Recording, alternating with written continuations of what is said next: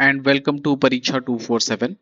देखिए, जो भी नए बिल्स होते हैं गवर्नमेंट के, है ना, वो आपके एग्जाम के लिए थोड़ा सा इंपॉर्टेंट हो जाते हैं। वहां से क्या होता है, आपको एक क्वेश्चन देखने को मिल जाता है आपके एग्जाम में।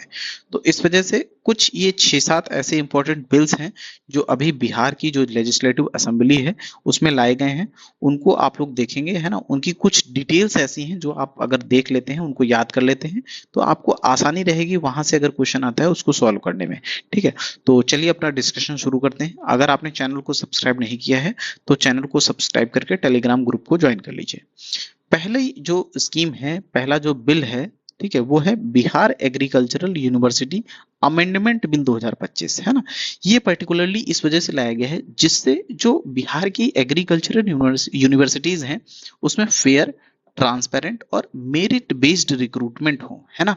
उसके अलावा आप याद रखेंगे कि इसमें एक जो मेन प्रोविजन ये किया गया है कि जो भी टीचर्स होंगे बिहार की एग्रीकल्चरल यूनिवर्सिटीज में, या फिर जो भी रिसर्चर्स होंगे, है ना, टीचर्स और रिसर्चर्स, इन दो पोस्ट के लिए जो अपॉइंटमेंट होगा वो बिहार की पब्लिक सर्विस कमीशन के द्वारा होगा, है ना। तो जो आपका जो जैसे बिहार पीसीएस का एग्जाम जो है वो बीपीएससी कंडक्ट कराता है, इसी वजह से इसी तरह जो बिहार की एग्रीकल्चरल यूनिवर्सिटीज हैं वहाँ के टीचर्स और वहाँ के रिसर्चर्स, इन दोनों का रिक्रूटमेंट जो है वो बीपीएससी के थ्रू होगा, है ना, बिहार पब्लिक सर्विस कमीशन के थ्रू होगा। उसके बाद जो सेकंड आपका इंपॉर्टेंट बिल है वो फैक्ट्रीज से रिलेटेड है ना।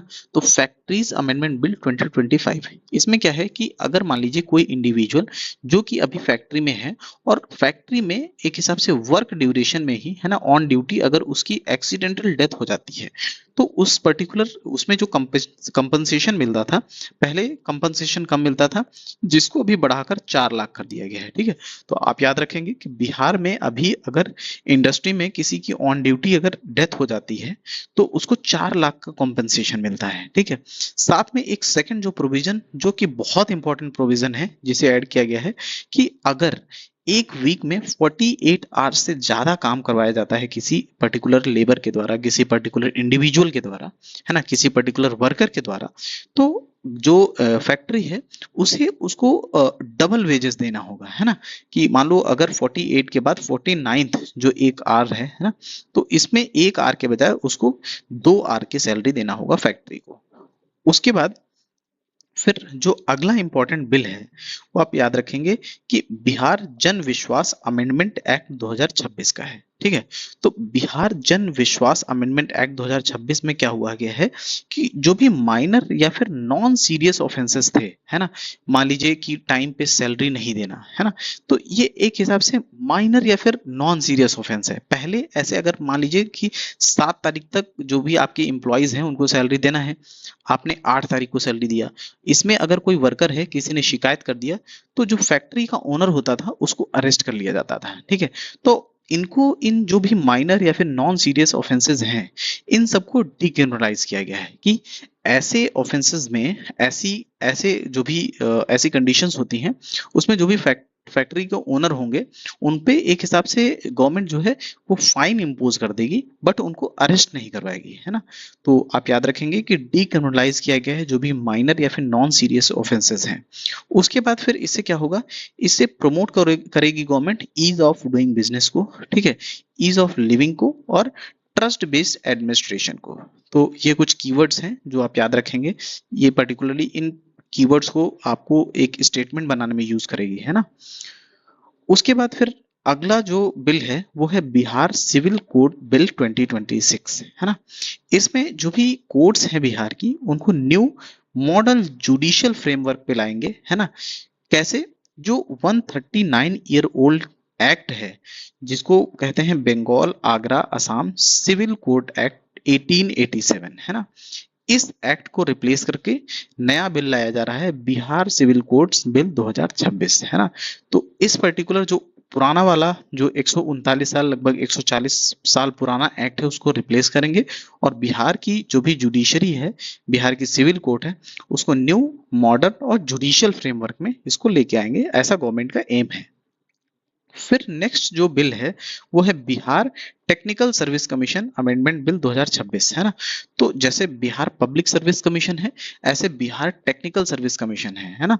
तो इसमें मेनली क्या हुआ है, किस वजह से इसको लाया गया है कि जो भी बिहार में टेक्निकल पोस्ट के लिए रिक्रूटमेंट होते हैं, है ना, तो वो इस पर्टिकुलर बॉडी के द्वारा किया जाएगा जिसका नाम है Bihar technical service commission amendment bill 2026।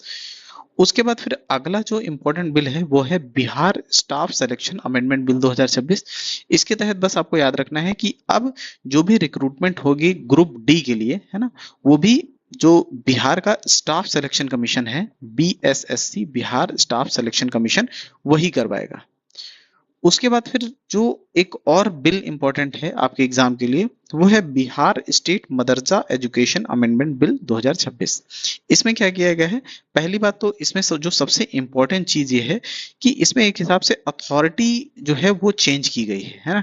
किस चीज की, कि जो भी ग्रेवेंसेस थे, है ना, उनको सुनने के लिए, प्लस जो फाइनल डिसीजन था regarding dismissal, removal of teaching and non teaching staff, है ना, तो जो टीचिंग और नॉन टीचिंग स्टाफ था, ठीक है, उसको रिमूव करने के लिए, प्लस जो भी ग्रीवांसेस थे उनको सुनने के लिए जो अथॉरिटी है वो चेंज कर दी गई है। पहले क्या होता था कि जो मदरसा मैनेजिंग कमेटी होती थी वो ये सारी चीजों को देखती थी।